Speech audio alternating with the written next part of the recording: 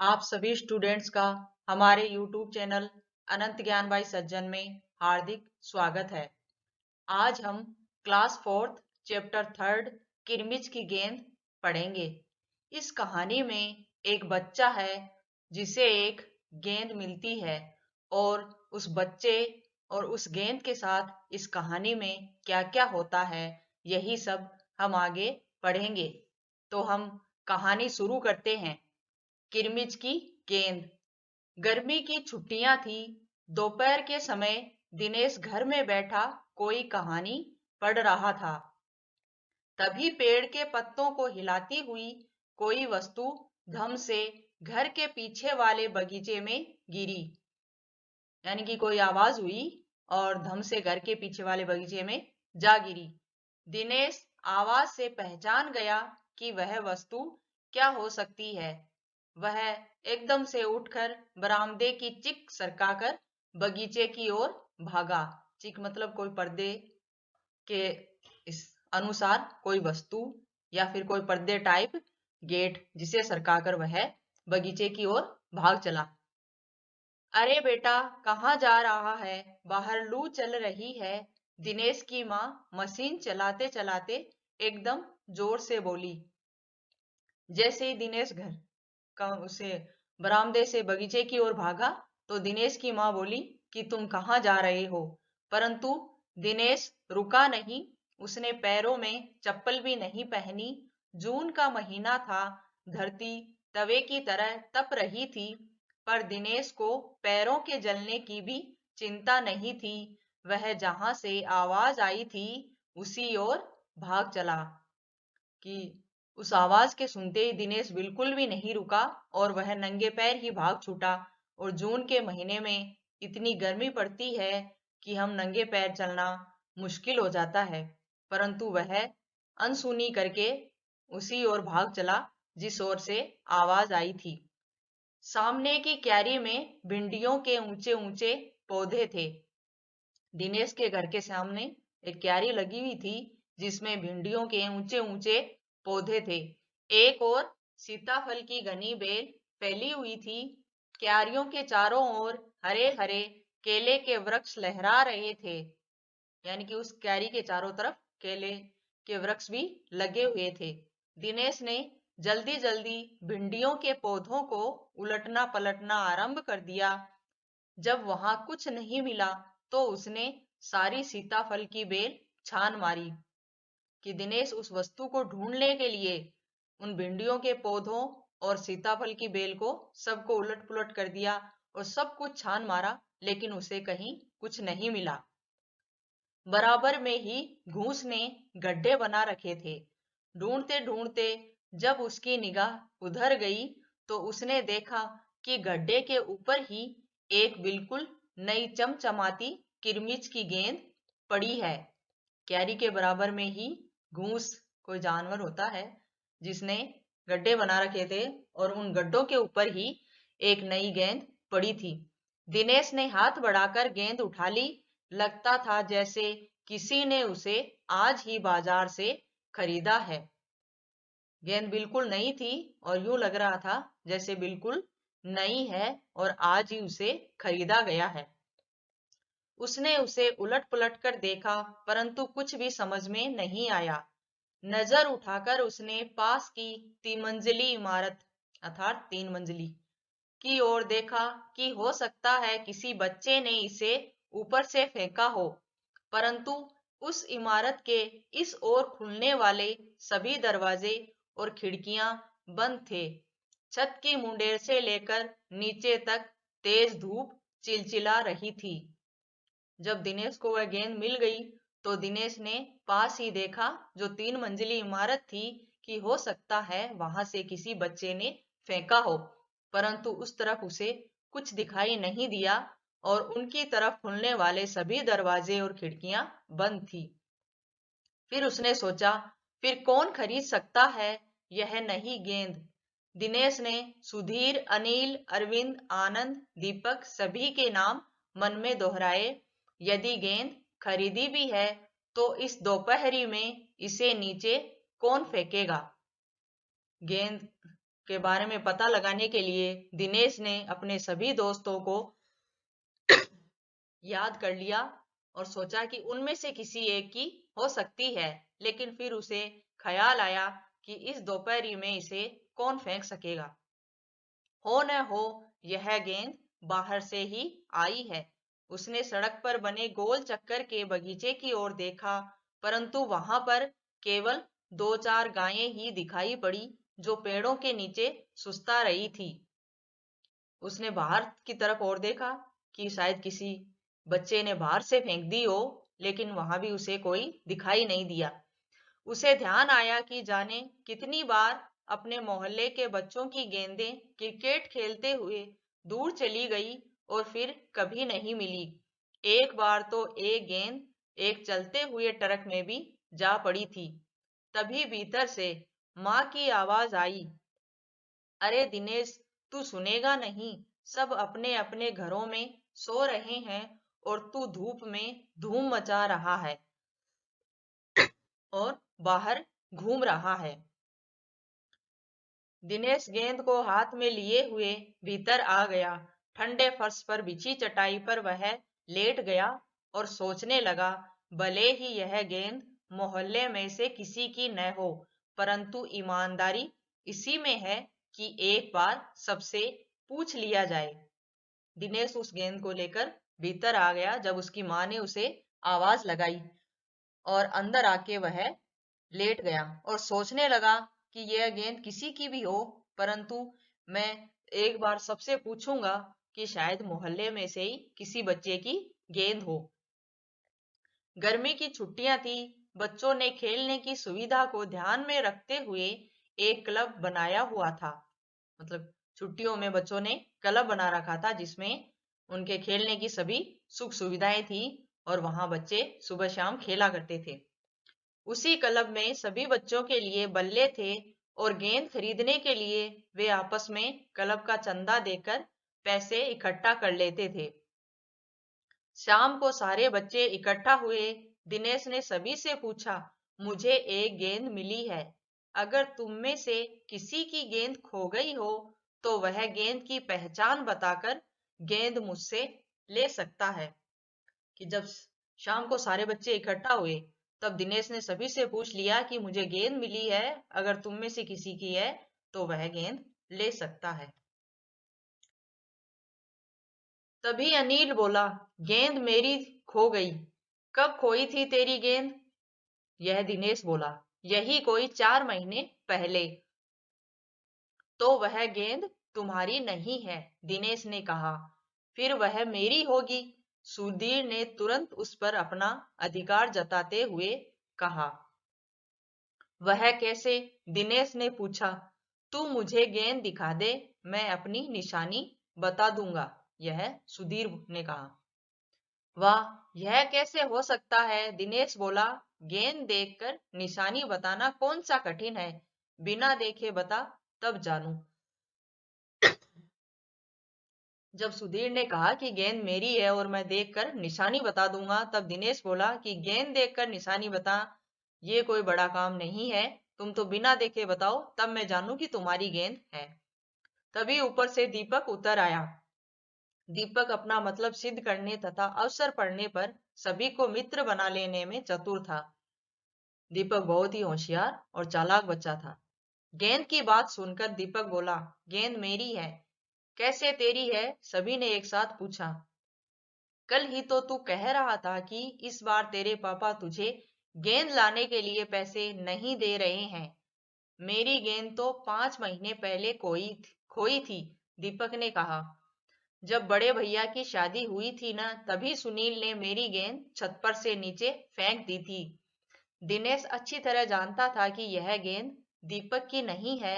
दीपक की गेंद 5 महीने पहले खोई थी और यह कभी हो ही नहीं सकता कि गेंद 5-6 महीने पड़ी रहे और उस पर मिट्टी का एक भी दाग न लगे। दिनेश दीपक की बातें सुनकर समझ गया था कि दीपक झूठ बोल रहा है और गेंद हथियाना चाहता है।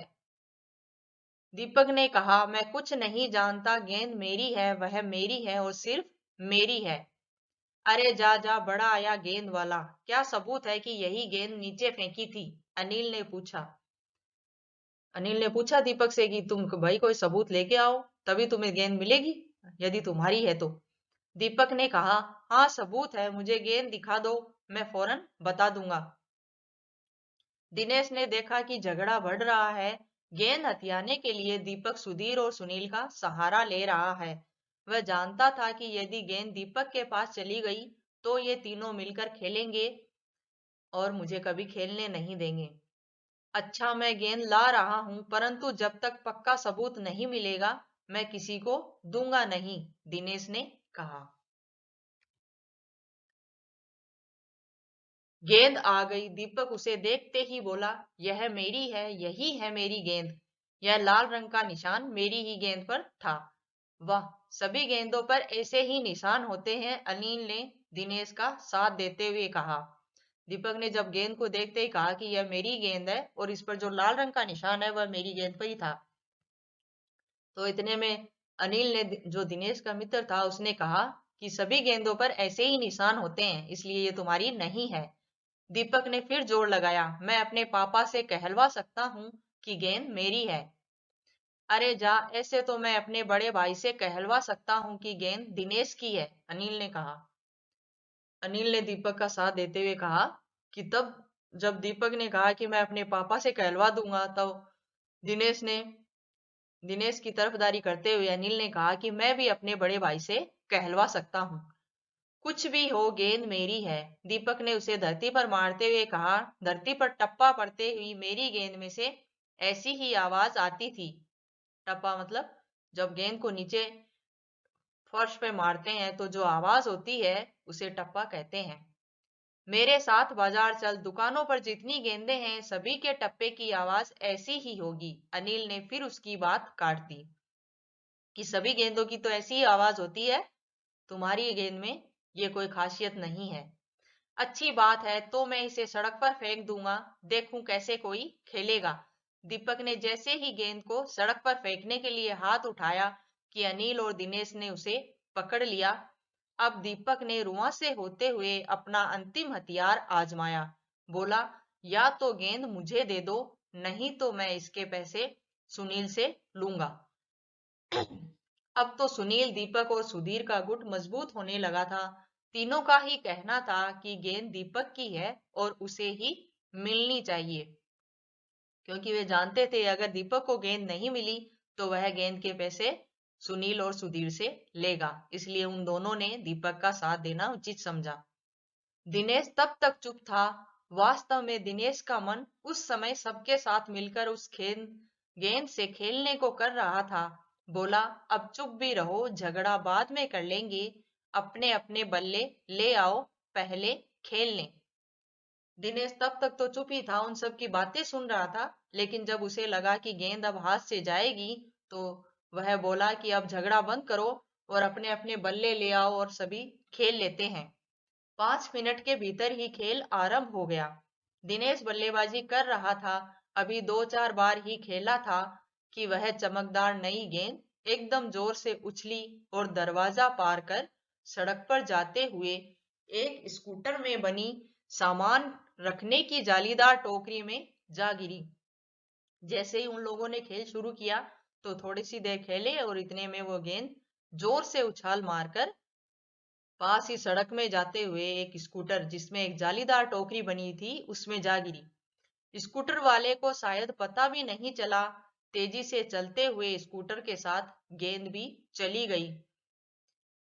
स्कूटर वाले को बिल्कुल पता नहीं चला कि उसकी टोकरी में गेंद आ गिरी है और वह स्कूटर चलाता हुआ चला गया। बच्चे पहले तो चिल्लाते हुए स्कूटर के पीछे भागे, परंतु जल्दी ही सब रुक गए।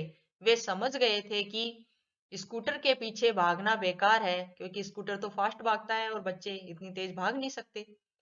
एक पल के लिए सभी ने एक दूसरे की ओर देखा, फिर सभी ठहाका मारकर हंस पड़े। इसके बाद में जब वो गेंद चली गई स्कूटर के साथ, तब वो सभी एक दूसरे का मुंह देखने लगे और फिर एक दूसरे की देखकर सभी जोर से हंसे कि गेंद आई और वापस चली भी गई। ये कहानी शांता कुमारी जैन ने लिखी है। अब हम इसके क्वेश्चन आंसर देखेंगे।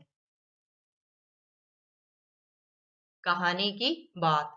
दिनेश की माँ मशीन चलाते चलाते बोली, बेटा कहाँ जा रहे हो? पहला, दिनेश की माँ कौन सी मशीन चला रही होगी? सिलाई मशीन। तुमने इस मशीन को कहाँ कहाँ देखा है? सिलाई मशीन अक्सर सभी के घरों में दिखाई देती है। ख, दिनेश ने सारी सीताफल की बेल छान मारी। दिनेश क्या खोज रहा था? दिनेश उस वस्तु को खोज रहा था जो कि धम से आकर उसके बगीचे में आ गिरी। दिनेश को कैसे पता चला होगा कि क्यारी में वही चीज गिरी है? दिनेश को क्यारी की तरफ ही आवाज आई थी, इसलिए उसे पता चल गया कि क्यारी में वही चीज गिरी है। दिनेश अच्छी तरह जानता था कि गेंद दीपक की नहीं है। दिनेश को यह बात कैसे पता चली कि गेंद दीपक की हो ही नहीं सकती? जब दीपक ने कहा कि गेंद 4-5 महीने पहले खो गई थी और यह गेंद मेरी है, तो दिनेश ने सोचा कि यह गेंद बिल्कुल नई है, जिस पर एक भी दाग या धब्बा नहीं है, तो यह गेंद दीपक की नहीं हो सकती, क्योंकि उसकी गेंद 4-5 महीने पहले खोई थी, तो उसकी गेंद अब तक पुरानी हो चुकी होगी। दीपक बार बार गेंद को अपनी क्यों बता रहा होगा? क्योंकि दीपक उस गेंद को हथियाना चाहता था और वह चाहता था कि वह नई गेंद उसे मिल जाए। गेंद किसकी? दीपक ने गेंद को अपना बताने के लिए उसके बारे में कौन कौन सी बातें बताई? दीपक ने कहा, मेरी गेंद में से टप्पे की जो आवाज आती है वह ऐसी ही है, और इस पर जो लाल निशान लगा है वह भी मेरी गेंद के जैसा है। अगर दीपक और दिनेश गेंद के बारे में फैसला करवाने तुम्हारे पास आते, तो तुम गेंद किसे देती? यह भी बताओ कि तुम यह फैसला किन बातों को ध्यान में रखकर करती। यदि दीपक और दिनेश गेंद के बारे में फैसला करवाने मेरे पास आते, तो मैं गेंद दोनों को ही देती और कहती कि तुम दोनों ही इसे खेलो। गेंद की कहानी। गेंद स्कूटर के साथ कहाँ चली गई? उसके साथ बाद गेंद के साथ क्या क्या हुआ होगा, सोचकर बताओ। ये आप स्वयं कर लेना। पहचान। मान लो तुम्हारा कोई खिलौना घर में ही कहीं खो गया है। तुमने अपने साथियों को घर पर बुलाया है ताकि सब मिलकर उसे खोज लें। तुम अपने खिलौनों की पहचान के लिए अपने साथियों को कौन कौन सी बातें बताओगी? एक तो उस खिलौनों की खासियत बताएंगे, वो खिलौना ऐसा दिखता है, उसका कलर ऐसा है, वह ऐसे है, वह, और उसकी सब खासियत बताएंगे। सामने की क्यारी में भिंडियों के ऊंचे ऊंचे पौधे थे। एक और सीताफल की घनी बेल फैली हुई थी। सीताफल की बेल होती है और भिंडी का पौधा। बताओ और कौन कौन सी सब्जियां बेल और पौधे पे लगती हैं? बेल, घिया, तुरई, और सेम की फली, सहजनी की फली आदि सब बेलों पे लगती हैं। और पौधे, पौधे मटर के पौधे, भिंडी के पौधे, टमाटर के पौधे, गंवार के पौधे, बहुत सारे पौधे होते हैं। तरह तरह की गेंदें। गेंदों के अनेक रंग रूप होते हैं। अलग अलग खेलों में अलग अलग प्रकार की गेंदों का इस्तेमाल किया जाता है। नीचे दी गई जगह में गेलों खेलों के अनुसार गेंदों की सूची बनाओ। क्रिकेट की खेल के लिए किरमिस की गेंद। फुटबॉल के लिए थोड़ी कड़क होती है फुटबॉल की गेंद। और जैसे गलियों में खेलने के लिए रबड़ की गेंद आदि सब गेंदें। और टेनिस के लिए प्लास्टिक या मिक्स होती है टेनिस बॉल। खोजो आसपास। दिनेश चिक सरकाकर बरामदे की ओर भागा। चिक पर्दे का काम करती है, और चिक और पर्दे में क्या फर्क होता है? इन दोनों में क्या अंतर है? समूह में चर्चा करो। इसी तरह पता लगाओ कि इन शब्दों में क्या अंतर है। टहनी, तना। टहनी पतली होती है और तना मोटा होता है। पेड़, पौधा। पेड़ बड़ा होता है, मोटा होता है। पौधा छोटा होता है और पतला होता है। घूस, चूहा। घूस जो अंदर जमीन के अंदर गड्ढे खोदती हैं, और चूहा, चूहा छोटा होता है। मुंडेर और चार दीवारी। मुंडेर घर की छत पर जो होती है उसे मुंडेर कहते हैं। चार दीवारी घर के चारों तरफ जो दीवार बनी होती है वह चार दीवारी। 1, 2, 3। दिनेश ने 3 मंजिली इमारत की ओर देखा। जिस इमारत में 3 मंजिलें हों उसे 3 मंजिली इमारत कहते हैं। बताओ इन्हें क्या कहेंगे? जिस मकान में 2 मंजिलें हों, 2 मंजिला। जिस स्कूटर में 2 पहिए हों, 2 पहिया। जिस झंडे में 3 रंग हो तिरंगा, जिस जगह पर 4 राहें मिलती हो चौराहा, जिस स्कूटर में 3 पहिए हों तिपैया। आज अब ये चैप्टर यहीं क्लोज होता है। आज की हमारी क्लास यहीं समाप्त होती है। इस वीडियो को देखने के लिए आपका बहुत बहुत धन्यवाद। प्लीज इसे लाइक शेयर एवं सब्सक्राइब जरूर कीजिए।